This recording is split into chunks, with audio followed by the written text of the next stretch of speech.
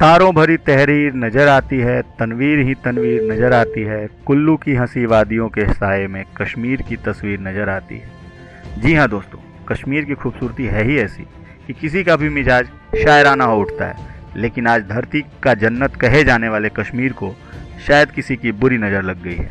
आखिर कौन है जिम्मेदार कश्मीर में फैली हुई इस अशांति के लिए? बात करते हैं इतिहास में लिए गए कुछ ऐसे फैसले और घटनाक्रम जिसने कश्मीर की तस्वीर और तकदीर दोनों को बदल कर रख दिया। नमस्कार दोस्तों, मैं नितेश स्वागत करता हूं हमारे YouTube चैनल इन्फो गुरुकुल द्वारा कश्मीर मुद्दे पर बनाए गए इस वीडियो में। दोस्तों, आज हम बात करेंगे कश्मीर से संबंधित उन मुद्दों की जिन पर आज तक बहुत कम लोगों ने बात की, और साथ ही साथ बताएंगे आज़ादी से लेकर आज तक कश्मीर में तेजी से बदलते सियासी घटनाक्रम के बारे में। कश्मीर मुद्दे को आगे बढ़ाने से पहले हम बात करते हैं आज़ादी के कुछ साल पहले की, जब अंग्रेजी हुकूमत के खिलाफ पूरे देश में आज़ादी के लिए लगातार जंग लड़ी जा रही थी। कहीं आज़ादी के दीवाने हंसते हंसते फांसी के फंदे पर झूल रहे थे, तो कहीं अंग्रेजी हुकूमत की नीतियों का शांति प्रिय तरीके से विरोध किया जा रहा था। इन सब के बीच आज आज़ादी के लिए तेज होते संघर्ष और दूसरे विश्व युद्ध में अंग्रेजों की हार ने ब्रिटेन की कमर तोड़ दी थी। ब्रिटेन के लिए अपने देश को सही तरीके से चलाना भी मुश्किल था, साथ ही हिंदुस्तान पर शासन करना भी उनके लिए टेढ़ी खीर साबित हो रहा था। अंततः उन्होंने भारत को आज़ादी देने का फैसला लिया, जिसके लिए वहाँ के संसद में 1946 में क्लीमेंट एटली द्वारा भारत की आज़ादी से संबंधित कैबिनेट मिशन प्रस्ताव पेश किया गया, जिसके तहत कैबिनेट मिशन का 1946 में भारत में आगमन हुआ। इस कैबिनेट मिशन के जो मूल जो उद्देश्य थे वो इस प्रकार थे। सबसे पहला उनको यहाँ पे काम करना था वो था जो भारत की अंतरिम सरकार है उसके नुमाइंदों से बात करना, जैसे कि जो भारत की उस समय की दो महत्वपूर्ण बड़ी पार्टियाँ थी, कांग्रेस और मुस्लिम लीग, साथ ही जो प्रिंसली स्टेट्स थे सबसे बात करना और आज़ादी से संबंधित मसौदे को तैयार करना और उसकी रिपोर्ट को ब्रिटिश पार्लियामेंट में पेश करना। इसी समानांतर घटनाक्रम में अंग्रेजों ने अपने छल नीति के तहत मोहम्मद अली जिन्ना के अलग पाकिस्तान की मांग को भी बढ़ावा दिया तथा भारत के उन 560 रियासतों और रजवाड़ों को भी स्वायत्तता देने की बात को हवा दी। लेकिन उस समय के कांग्रेस पार्टी के सदस्य और अन्य आज़ादी के भारतीय राजनेता अंग्रेजों के इस प्रस्ताव से असहमत थे। उन्होंने तमाम कोशिशें की जिससे हिंदुस्तान की अखंडता बनी रहे, परंतु मोहम्मद अली जिन्ना के अलग पाकिस्तान की जिद और अंग्रेजों की छल नीति के बीच भारत के विभाजन की मांग स्वीकार नहीं पड़ी। उन्होंने भारत की आज़ादी को महत्वपूर्ण, इन सब के बीच 560 रियासतों का भारत में विलय की जिम्मेवारी सरदार वल्लभ भाई पटेल को सौंपी गई। सरदार वल्लभ भाई पटेल के कूटनीतिक कौशल एवं सख्त फैसले से सभी रियासतों का एक एक करके भारत में विलय हो गया। जिन रियासतों ने उस वक्त अपनी स्वायत्तता की बात की उसमें कश्मीर के राजा हरि सिंह भी थे। उन्होंने भारत में विलय को लेकर असमंजस की स्थिति बना रखी थी, और भला असमंजस हो भी न क्यों, कश्मीर की भौगोलिक स्थिति थी ही ऐसी। बंटवारे के बाद कश्मीर जो था वो सीमावर्ती राज्य बन गया था। बहरहाल इसी सब घटनाक्रम के बीच आज़ादी के बाद से ही पाकिस्तान गोपनीय ढंग से कबालियों को कश्मीर पर हमला करने के लिए उकसा रहा था। उसने वहाँ के जो कबालिये थे, ट्राइबल ट्रुप्स थे, उनके मदद से 20 अक्टूबर 1947 को जम्मू कश्मीर पर हमला कर दिया। वो धीरे धीरे कश्मीर में अपना पांव पसार रहे थे। अब हरि सिंह को यह समझ नहीं आ रहा था कि वो क्या करें।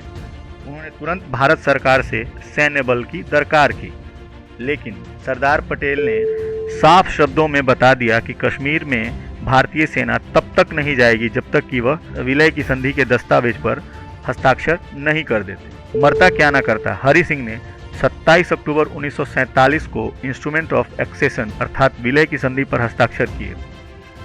इसके तुरंत बाद भारत सरकार ने जम्मू कश्मीर में 27 अक्टूबर को ही भारतीय सेना को भेज दिया। इसके बाद महाराजा हरि सिंह ने 30 अक्टूबर 1947 को शेख अब्दुल्ला को emergency administrator for the state घोषित किया। पाकिस्तान ने हरि सिंह के इस फैसले को मानने से इनकार कर दिया, भारत और पाकिस्तान कश्मीर को लेकर अप्रत्यक्ष रूप से एक दूसरे के सामने आ गए। पाकिस्तान और भारत के बीच एक अघोषित युद्ध की स्थिति बन गई। हालात को बिगड़ता देखकर जवाहरलाल नेहरू ने इस मुद्दे को यूएन में उठाया। पंडित जवाहरलाल नेहरू 1 जनवरी 1948 को कश्मीर मुद्दे को लेकर यूएन में पेश हुए। यूएन के हस्तक्षेप के बाद युद्ध विराम हुआ। हालांकि कई इतिहासकार ऐसा बताते हैं, सरदार पटेल ने नेहरू को कश्मीर मुद्दे को यूएन में ले जाने से मना किया था। नेहरू ने अपनी बात के आगे सरदार पटेल की बात को नज़रअंदाज किया। नेहरू को ऐसा लगता था कि यूएन में जो भी फैसला आएगा वो उनके हक में होगा, और शायद वो यही चूक कर गए थे। यूएन के द्वारा कश्मीर मुद्दे पर जो फैसला लिया गया वह काफ़ी चौंकाने वाला साबित हुआ था। यूएन द्वारा पारित इस समझौते के तहत 3 मुख्य बातें रखी गई। पहली बात जो थी वो सीज फायर की थी, यानी कि युद्ध विराम। जो दूसरी बात थी वो थी भारत और पाकिस्तान द्वारा जो अपने सैनिक हैं उसको अपने अपने देश में वापस लेनी। और तीसरी बात जो कि सबसे विवादित और सबसे बड़ी बात कही गई वो थी जनमत संग्रह। पंडित नेहरू को ऐसा लगता था कि यूएन द्वारा किए जाने वाले जनमत संग्रह में भारत जीत जाएगा, क्योंकि उस समय कश्मीरियों के लोकप्रिय नेता शेख अब्दुल्ला भारत के साथ खड़े थे और आखिर हरि सिंह ने उनको ही तो इमरजेंसी एडमिनिस्ट्रेटर चुना था। नेहरू के इस फैसले की आज हर जगह चौतरफा आलोचना भी होती है। पाकिस्तान भी बार बार उसी जनमत संग्रह की बात उठाता है। जनवरी 1949 के समझौते के तहत भारत, जो कि कश्मीर के 65% हिस्से पर काबिज था, शेष 35% भाग पर पाकिस्तान ने कब्जा कर रखा था। इन दोनों के बीच लाइन ऑफ कंट्रोल बना दिया गया, जिसके बाद से ही विवाद की स्थिति पैदा हो। हालांकि महाराजा हरि सिंह के इंस्ट्रूमेंट ऑफ एक्सेशन पे साइन करने के बाद कश्मीर पूरी तरह से भारत का अभिन्न हिस्सा बन गया, परंतु पाकिस्तान बार बार यूएन के फैसले का हवाला देते हुए अपने नापाक मंसूबों पर कायम है। यही नहीं, कश्मीर को हासिल करने के लिए पाकिस्तान ने भारत पर अब तक 1948, 1965, 1971, 1999 सहित अब तक 4 बार आक्रमण किए हैं, परंतु हर बार उसे मुंह की खानी पड़ी। अब बात करते हैं हमारे भारत के संविधान की। भारतीय संविधान जो है वो 26 जनवरी 1950 को पारित किया गया। असली विवाद की जड़ अब यहीं से शुरू होती है। बात करते हैं आर्टिकल 370 की, जो कि कश्मीर को एक स्पेशल स्टेट का दर्जा प्रदान करता है। आखिर क्या है ये धारा 370, क्यों है इसको लेकर इतना विवाद? आज हम जानेंगे कि आखिर इस आर्टिकल में क्या क्या बातें रखी गई हैं। तो सबसे पहले देखते हैं what is article 370। Article 370 of the Indian constitution is an article that grants special autonomous status of the state of Jammu and Kashmir. The article is drafted in part 22nd of the Constitution, temporary, transitional and special provisions. कहने का मतलब मोटे तौर पे ये है कि कश्मीर को धारा 370 के तहत कुछ ऐसे विशेषाधिकार दिए गए जो कि उसे भारत के अन्य राज्यों से अलग बनाते हैं। अब बात करते हैं धारा 370 के अंतर्गत आने वाले कुछ जो बातें हैं, जो संविधान में धारा 370 के अंतर्गत जो बातें रखी गई, उनको हम एक एक करके जानते हैं। सबसे पहले जो जम्मू एंड कश्मीर के जो सिटीजन होते हैं उनके पास डुअल सिटीजनशिप होता है। दोस्तों, इसका मतलब क्या है?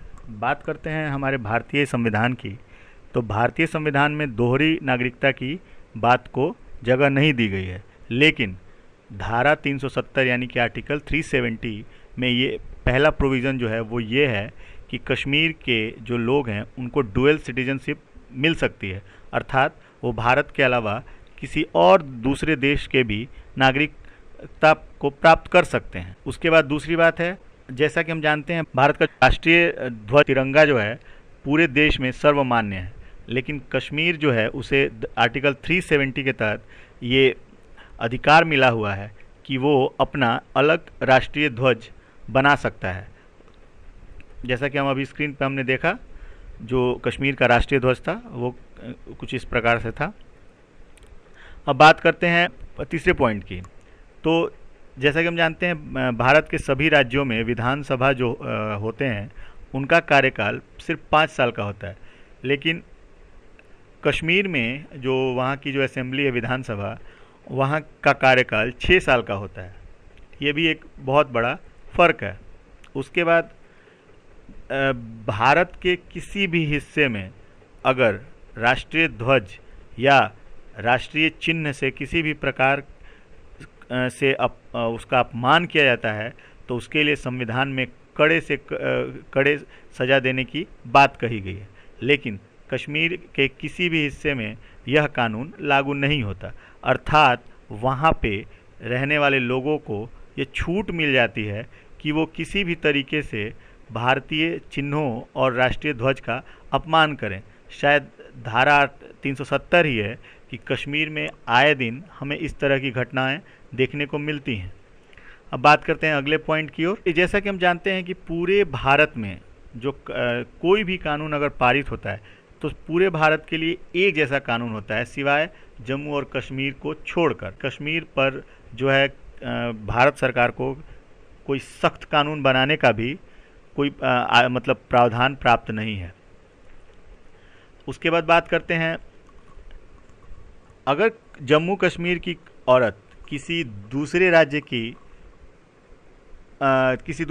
के किसी पुरुष से शादी कर लेती है तो उसकी जो है कश्मीर की जो नागरिकता है वो ख़त्म हो जाएगी।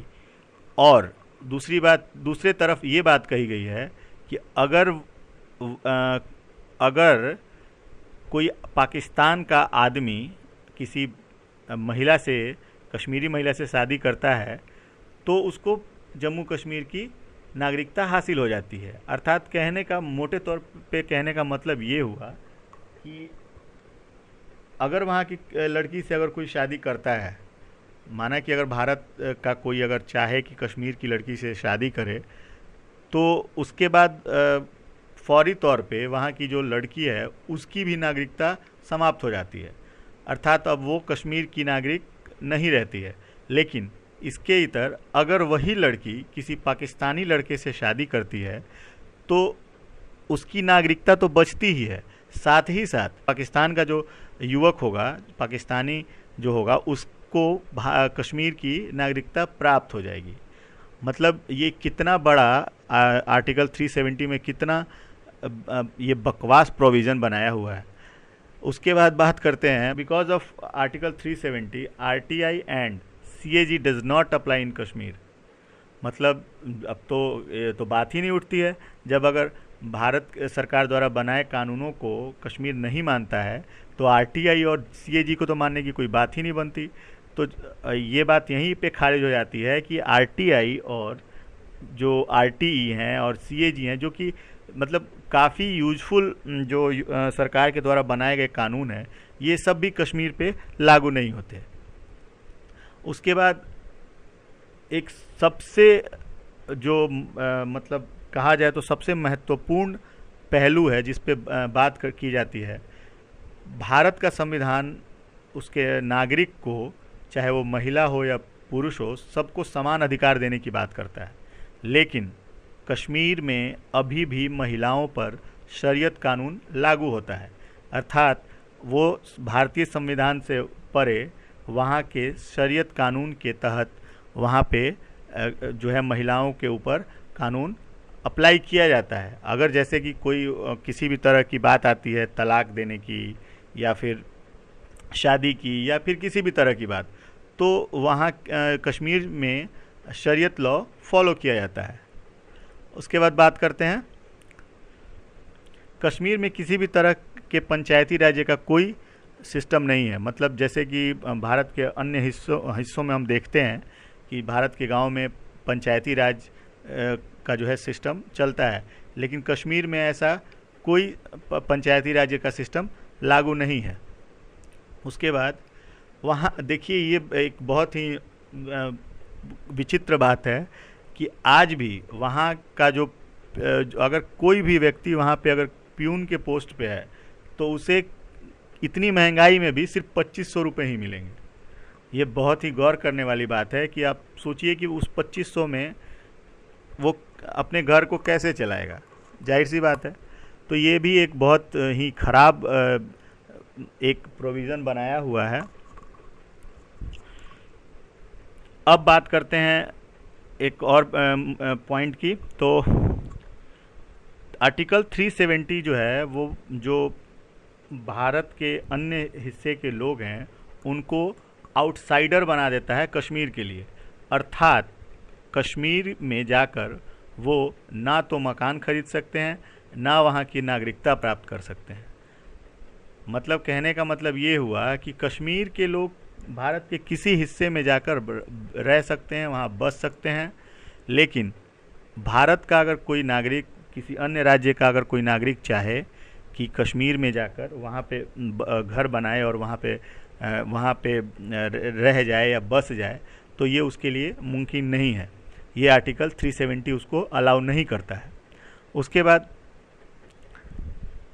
जैसा कि मैंने पहले डिस्कस किया, आर्टिकल 370 जो है किसी भी पाकिस्तानी को इंडियन सिटीजनशिप देने के लिए रास्ता आसान करता है अगर वही पाकिस्तानी किसी कश्मीरी लड़की से शादी कर लेता है।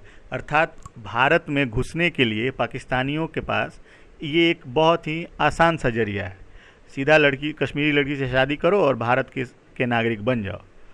तो दोस्तों, ये कुछ अनछुए पहलू थे जिसने कश्मीर को भारत के अन्य राज्यों से अलग कर रखा है। और हमेशा वहाँ पे जो है कश्मीर सरकार, वहाँ की जनता अपनी मनमानी करती है। आए दिन वहाँ पे संघर्ष की स्थिति पैदा रहती है, कभी आतंकवादी गतिविधियाँ होती है, कभी कुछ होता है। हमेशा पाकिस्तान के तरफ से आतंकवाद को कश्मीर में बढ़ावा दिया जाता है। और ये आर्टिकल 370 जो है कश्मीर में ह्यूमन राइट्स वायोलेशन, मतलब हर तरह के मुद्दे पर जो है सरकार को काम करने से रोकता है। इसी का एक छोटा भाई, मतलब कि कह लें कि इसी के जैसा मिलता जुलता इसी के अंदर एक और कानून बनाया गया जो कि 1954 में इन्फोर्स किया गया, संविधान में ऐड किया गया। और वो भी संविधान में ऐड करने के लिए उसको पीछे का रास्ता चुना गया।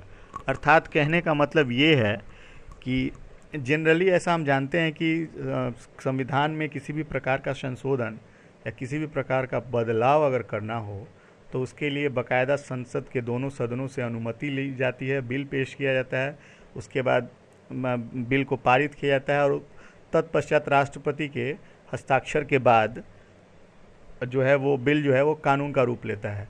लेकिन भारतीय इतिहास में एक ऐसा काला अध्याय जुड़ा जिसमें कि नेहरू सरकार ने तत्कालीन राष्ट्रपति से इस मुद्दे पर सीधा साइन कराया और इसे 370 आर्टिकल के सब सेक्शन 1 के नाम से संविधान में जोड़ दिया।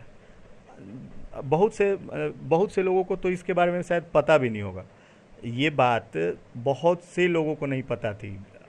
जब धीरे धीरे ये बात उठनी शुरू हुई, लोगों के अंदर जागरूकता हुई, यहाँ तक कि संविधान के किसी भी किताब में इस धारा का जिक्र भी नहीं किया गया है।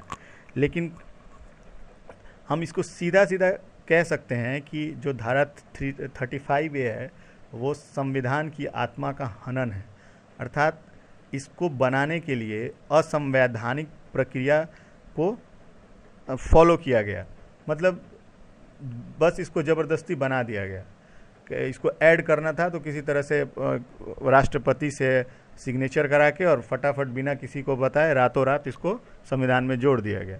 अब बात करते हैं आर्टिकल 35A की। आखिर ये है क्या, तो इसके बारे में हम देखते हैं।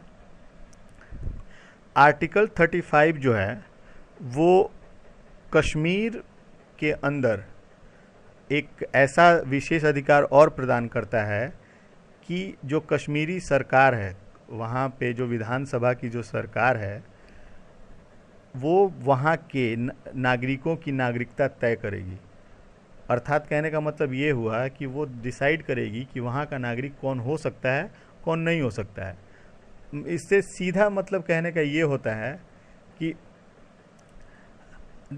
जो ये आर्टिकल 35A है वो कहता है कि कश्मीर में रहने वाले जो वहाँ के अस्थाई निवासी है उनकी बात नहीं की जा रही, बात की जा रही है जो रिफ्यूजीज़ हैं, जो शरणार्थी हैं, जैसे कि जो आज़ादी के बाद 1947 के बाद कश्मीर में आए या फिर 1971 के बाद आए, मतलब जब भी आए उससे मतलब नहीं है, मतलब कि 1947 के बाद या उससे पहले भी आए हों, उन वैसे लोगों को, वैसी जनता को, वैसे शरणार्थियों को कश्मीर में आज भी शरणार्थी का ही दर्जा प्राप्त है। उनके लिए कोई अस्थाई नागरिकता की बात नहीं की गई है। और लगभग 5,000 से ऊपर जो 1947 से में जो लोग आए थे, शरणार्थी आए थे, वो आज भी शरणार्थी बन के रहने के लिए मजबूर हुए हैं। बाद में और भी घटनाक्रम में कालांतर में और भी बहुत सारे शरणार्थी लोग वहाँ जाके उन्होंने जाके कश्मीर में अपना आशियाना बनाया, जो कि मतलब शरणार्थी थे। संविधान लागू होने के पहले की ही बात की जाए, संविधान के 370 के पहले की भी बात अगर की जाए तब की भी, तो कहा जाता है कि वहाँ की सरकार जो है उन्हें नागरिकता नहीं प्रदान करती है। अब जब नागरिकता ही प्रदान नहीं करती है तो बहुत सारी ऐसी चीज़ें हैं जो कश्मीर सरकार द्वारा जो है बहुत सारी योजनाएं हैं जिनका कि वो लाभ नहीं उठा सकते हैं। जैसे कि भारत सरकार, पहली बात गौर करने वाली है, भारत सरकार जो है जो वहाँ के शरणार्थी हों या वहाँ के अस्थायी निवासी हों, उन सबको अपना नागरिक मानती है। लेकिन जो कश्मीरी सरकार है शरणार्थियों को अपना नागरिक नहीं मानती। मतलब कि लोकसभा के चुनाव में उनको वोट देने का अधिकार प्राप्त होता है, लेकिन विधानसभा या किसी भी लोकल असेंबलीज के चुनाव में वो वोट नहीं डाल सकते हैं। सबसे पहली बात तो ये। उसके बाद जो दूसरी बात यह है, सरकार द्वारा चलाए गए किसी वहाँ के सरकार द्वारा विधानसभा में जो पारित जो सरकार द्वारा कोई भी अगर योजना अगर है तो उसका लाभ वो नहीं ले सकते हैं। दूसरी बात। तीसरी बात कि वहाँ पे जो है अस्थाई या अस्थाई तौर पे जो है वहाँ पे मकान नहीं खरीद सकते हैं, वहाँ पे प्रॉपर्टीज़ वो बाई नहीं कर सकते हैं। उसके बाद किस वहाँ पर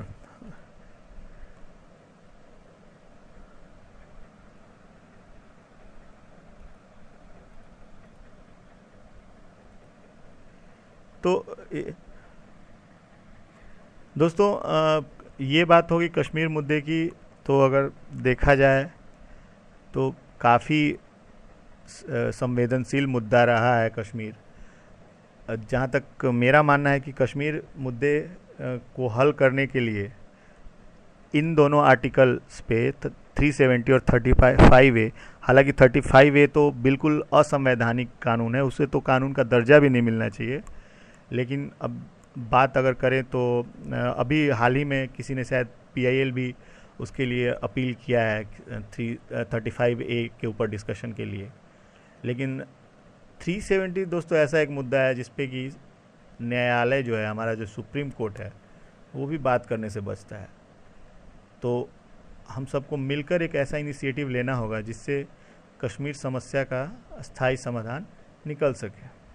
बहुत बहुत धन्यवाद दोस्तों हमारे चैनल के साथ जुड़ने के लिए। Thanks for watching our video. Please don't forget to subscribe our YouTube channel. Please like and share our videos. Thanks a lot.